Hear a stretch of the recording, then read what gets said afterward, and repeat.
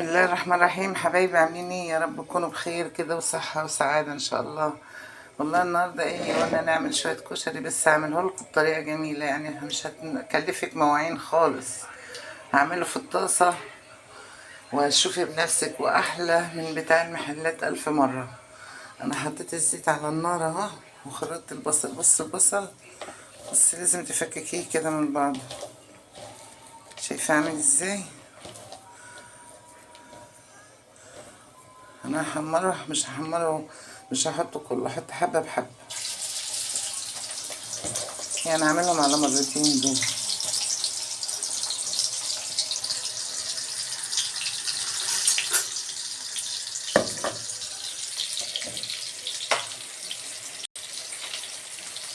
هيبقى مقرمش وجميل، ولا تحط نشا ولا اي حاجه.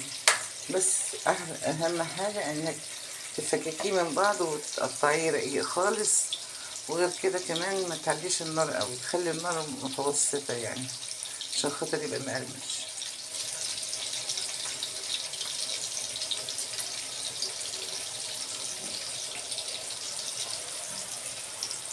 الزيت ده هنعمله بيه كله، هنعمل بيه الكشري من اوله لاخره.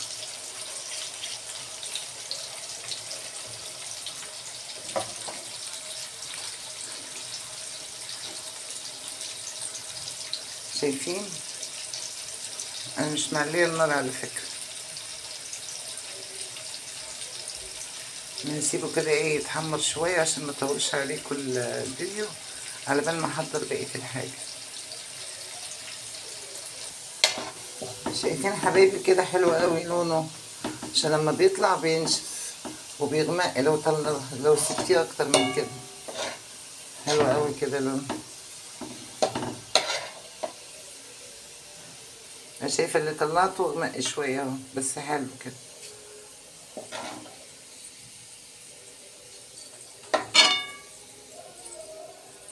مقرمش وجميل، ولا نشا بقى ولا كلام فاضي من ده خالص اللي بيحطوه.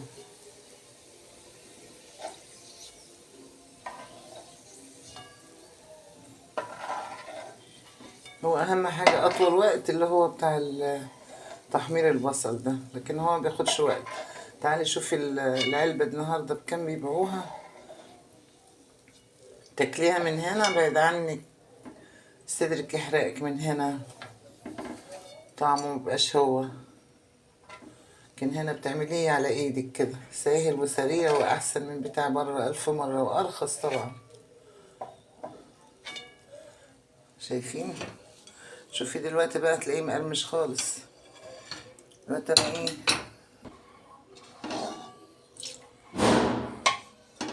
اخد من الزيت ده كده، عشان نعمله بقيه الكشري بيه. سيب شويه اهو. انا شلت من الزيت وحطيت شويه مكرونه شعريه اهو، حمرها بس شويه كده، كأنك بتعملي رز عادي.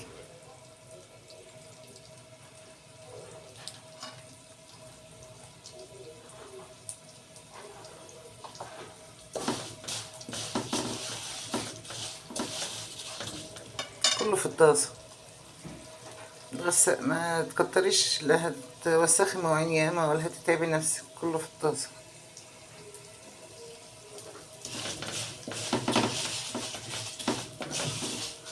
كتير قوي، ساعة الا ربع او نص ساعة تكوني مخلصة.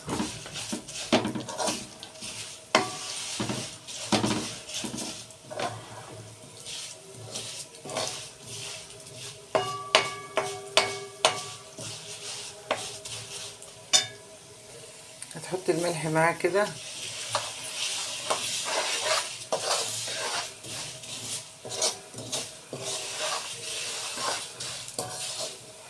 انا بحب احط الملح عشان بيخلي كل الشعرية السوا بتاعها زي بعض.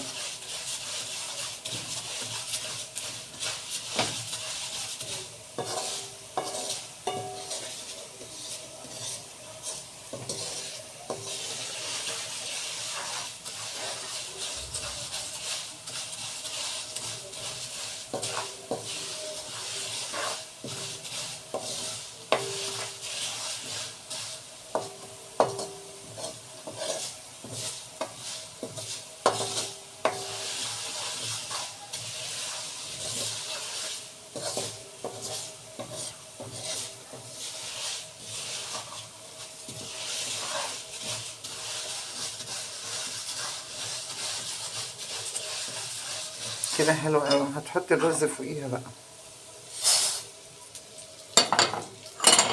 برضه هتحمريه معاها.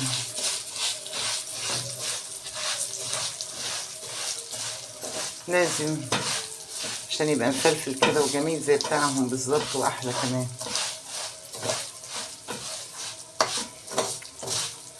سيبيه ايه لما الحبايه تبقى ايه قرب على تبقى بيضه كده شويه.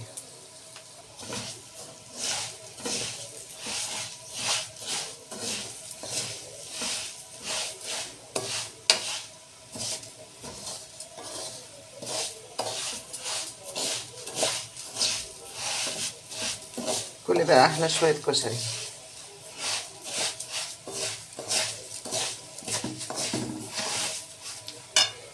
هنا هنحط العدس، انا غسلاه ومصفيه برضه حمره معاه.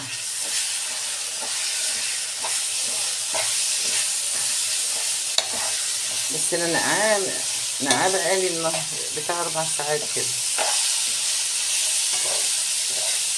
لازم تنقعيه برضه لما الميه بتاعته تتشرب خالص. كده احط المكرونه التانية دي، مكرونه رفيعه من اللي هي العقل دي،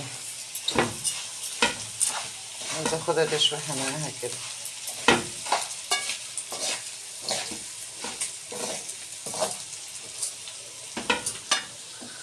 هنا البهارات يا دوبك شويه فلفل اسمر وكزبره وشويه كمون وشويه فلفل اسمر. هاخد نصهم،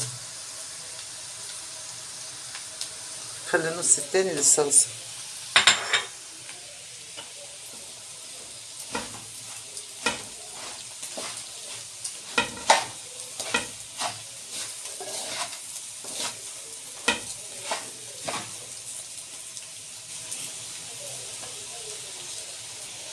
هنا احط واحده مرقه دجاج، واحده، واحط الميه.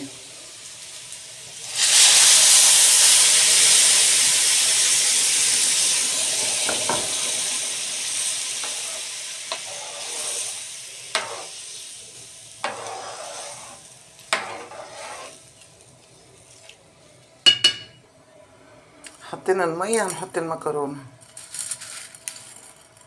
بس فرفريها كده.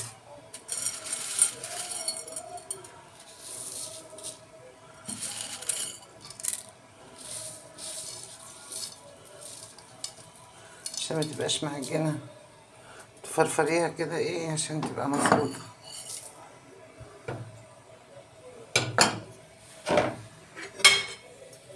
في اسهل من كده بقى يا جماعه؟ مفيش اسهل من كده صح؟ كل بقى شويه كشري عسل العسل. ظبط الملح بتاعك كده.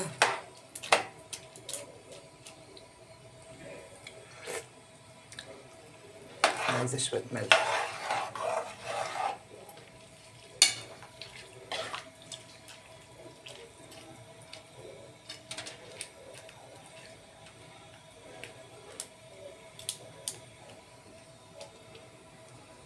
تعالى نعمل بقى شويه الصلصه دولت العسل دول. هنحط فص ثوم صغير اهو عشان يعمل ريحه كده،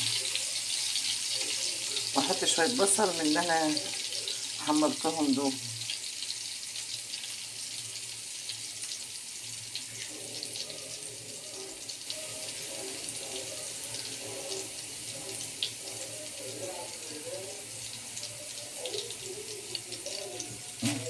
شويه صغيره مش ياما.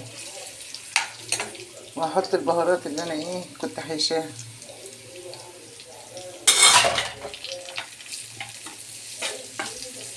هشم الريحه بقى.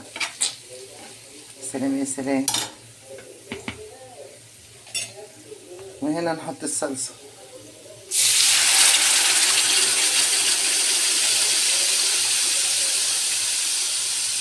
خلي شويه للشطه. نظبط الملح وخلاص.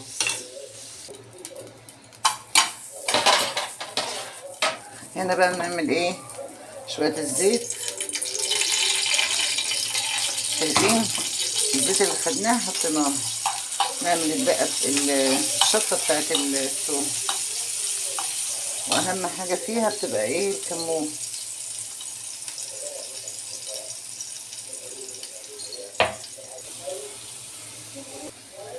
دي حته الصلصه اللي انا شلتها، ودي الشطه اللي انا بعد ما فرمت الشطه صفيتها، خدت منها شويه، فبقى بحبها في الحاجات دي انا. شايفين؟ كل بقى احلى شويه شطه. يا سلام يا سلام يا سلام، كده الكشري يعتبر خلص صح؟ تغلي بس غلوتين وخلاص. عملنا الشطه، عملنا بتاع ده البصل، وعملنا الصلصه. فاضل ايه؟ فاضل الخل بس. بتحط فص توم كده في نفس الطاسه اهي.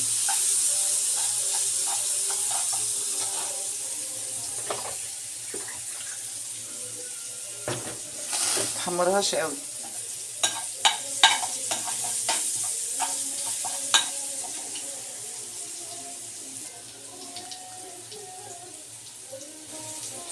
بس بتشرب شويه ميه كده الاول، يعني نص كوبايه ميه كده ولا حاجه. بتحط نص كوبايه خل عليه.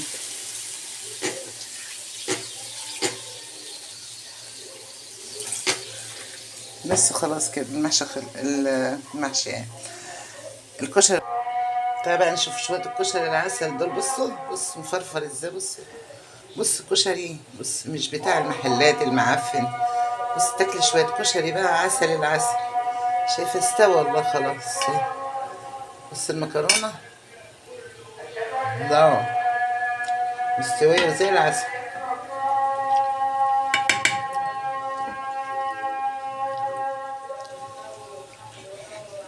شايفه من تحت اهو مفرفر اهو اهو.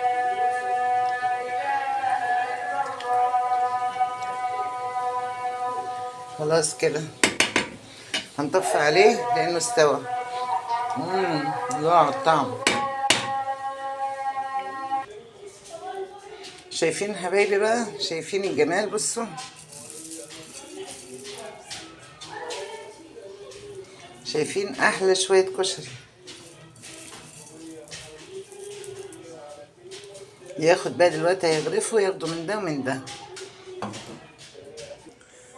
شايفين حبايب قلبي بقى شويه الكشري اللي هيغرف ويحط الشطه عليه ويحط التوم اهو. دقه التوم ودقه والشطه، وادي البصل فوقيها اهوت، عشان خاطر ايه؟ في ناس تاخد بصل ياما شويه، كله محطوط عليه اهو. وادي الكشري كله مية مية متظبط، احلى تظبيطه. بصوا شكله والله العظيم. اوعي تقولي المحلات خالص. سلام.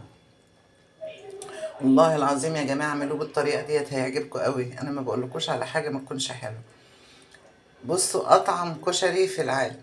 يلا حبايبي اعملوه وتهنوا. مع السلامه يا حبايبي. لايكات وشير بقى يا حبايبي قلبي. يلا مع السلامه يا حبايبي. ربنا يكرمكم ويستركم يا رب.